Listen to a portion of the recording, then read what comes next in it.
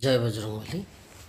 आज आमे जानिबा ESIC validity card विषय रे। आमे ईएसआईसी जो वैलिडिटी कार्ड 6 मासरे थरे बाहर करिया को पड़े। सेटा 6 मासे वैलिडी रहे। तेणुकरी आपण जो ई पहचान पत्र नहीं कि जिवे ता सहित वैलिडिटी कार्ड रो भी आवश्यकता रहउची। तेणुकरी आपण जदि वैलिडिटी कार्ड नहीं कि जाई नथिबे सहित सांगरे तेबे आपण मध्य देखै परिबेनी ईएसआईसी हॉस्पिटल रे। तेणुकरी आपण ईएसआईसी हॉस्पिटल रे देखैया पई हेले आपणकर वैलिडिटी कार्ड निहाती आवश्यक।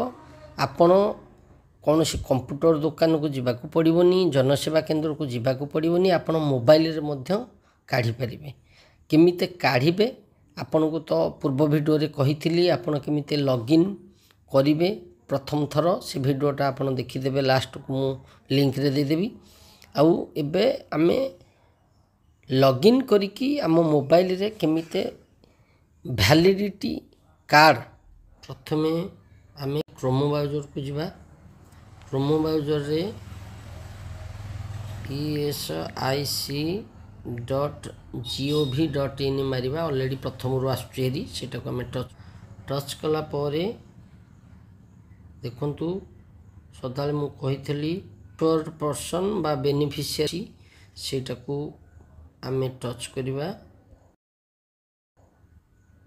टच कला परे आसीबो ए भली गोटे आसीबो इंटरफेस। सेटा को ओके कर दबा।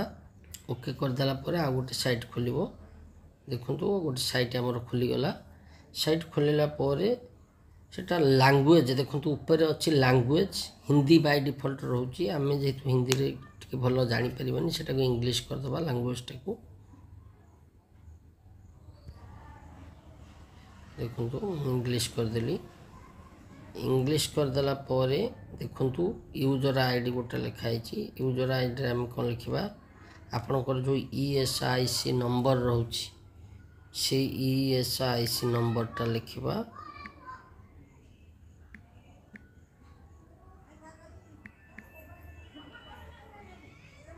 तापरे हमें जिबाहरी कुटकी ना पासवर्ड को जिबाहरी।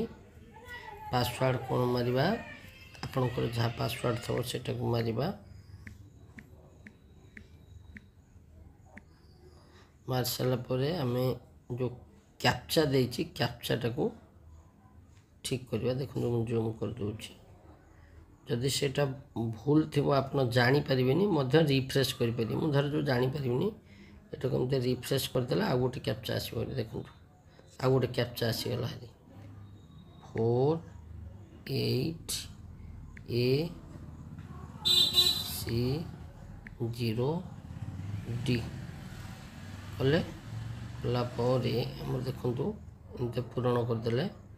पूर्ण कर देला परे हमें लॉगिन टा अछि लॉगिन के टच करिबा। लॉगिन टच हे गला परे देखंतु आपनकर इंश्योर्ड पर्सन डिटेल्स आसला हरी। किंतु गोटे रेड कलर जोटा आसुची तार डिटेल्स टा आसुची हमर जोटा इंश्योर्ड पर्सन रो अटेंशन जोटा नोटिस भलिया गोटे आसुची सेटा कोन क्लोज कर दबा। क्लोज कर देली। देखंतु आपनकर पूरा संपूर्ण आमर मोबाइल रे आम साइट के पळेले। साइट के पळेले देखंतु इंश्योर्ड पर्सन डिटेल्स टोटल आसीगला। आसला हरी परे आमे देखंतु टे जूम करके देखे दूची सब डिटेल्स आछे। इंश्योर्ड पर्सन नेम मोना एटे लिखा आइची। डेट ऑफ आमर नंबर फास्ट डेट अपॉइंटमेंट कोन थिला 2013 थिला सब डिटेल्स आसला हरी। आधार स्टेटस कोन सब पळे आछे। एटा आसला परे आ तळ को देखिए इंश्योर्ड पर्सन डिटेल्स लिखा जाइछि। आमे सेटा को मारियानी। आमे वैलिडिटी कार्ड विषय रे आमे जानिया पई चाहिबा। ए सेकंड टच करबा। सेकंड जो तळे अछि देखो टच करबा। सेटा टच कर देले हमर पुनी साइट टा खुली गला। पूरा सेटा खुली गला। देखो आपण सेटा को स्क्रीनशॉट मारि परिबे आउ नचत प्रिंट करि परिबे। आपण स्क्रीनशॉट मारि कि मध्य सेटा को आपण 5 टंका दे कि गोटे प्रिंट करि कि नै परिबे। नचत मोबाइल रे मध्य देखि दे परिबे। ଏଠି ଦେଖନ୍ତୁ ଟୋଟାଲ୍ ଆସୁଛି ମୁଁ ଆପଣଙ୍କୁ ଦେଖାଇ ଦେଉଛି ଇନସ୍ୟୁର୍ଡ ପର୍ସନ୍ ନମ୍ବର ଆମର ଯେଉଁ ନମ୍ବରଟା ରହୁଛି ତାପରେ ଦେଖନ୍ତୁ ବେନିଫିଟ୍ସ ଷ୍ଟାର୍ଟ ଡେଟ୍ 1 ଜାନୁଆରୀ 2024ରୁ 1 ଜୁଲାଇ 2024 ଗୋଟେ ଆସୁଛି ଆଉ 30 ଜୁନ୍ 2024ରୁ 31 ଡିସେମ୍ବର 2024 ତାମାନେ ମୋର ଦେଖନ୍ତୁ 31 ଜୁନ୍ 2024ରୁ 31 ଡିସେମ୍ବର 2024 ପର୍ଯ୍ୟନ୍ତ ମୋର ଏ କାର୍ଡ଼ ଭ୍ୟାଲିଡ୍ 6 ମାସ ଲେଖେ କହିଥିଲେ ଭ୍ୟାଲିଡ୍ ଏଇଟାକୁ ନେଲେ ସିଏ ଜାଣିବେ ଯେ ପ୍ରକୃତ ନାହିଁ ତାଙ୍କର ସିଏ ଅଛି। ଏଠି ତଳେ ଲେଖନ୍ତୁ ଦେଖନ୍ତୁ କଣ୍ଟ୍ରିବ୍ୟୁସନ୍ ପିରିୟଡ଼ ଟୁ 31 ମାର୍ଚ୍ଚ 2024 ଦେଖନ୍ତୁ କଣ୍ଟ୍ରିବ୍ୟୁସନ୍ ପିରିୟଡ଼ଟା ବି ଲେଖା ହେଉଛି ଏଇଟା କିଛି ଦରକାର ନାହିଁ ଆପଣ ଏଠି ଦେଖନ୍ତୁ ନାଁଟା ଦେଖିଦେବେ ଶୁଭେନ୍ଦ୍ର ସାମଲ ଲେଖାଯାଇଛି ଡେଟ୍ ଲେଖା ହେଇଛି 23/9/2024 ଟାଇମ୍ ଲେଖା ହେଇଯାଉଛି 13ଟା 8 ମାନେ ଦିନ 1:08:22 ଏଇଟା କରାଯାଇଛି। ଏଇଟାକୁ ନିହାତି ଆପଣ କାଢ଼ି ଦେଇପାରିବେ।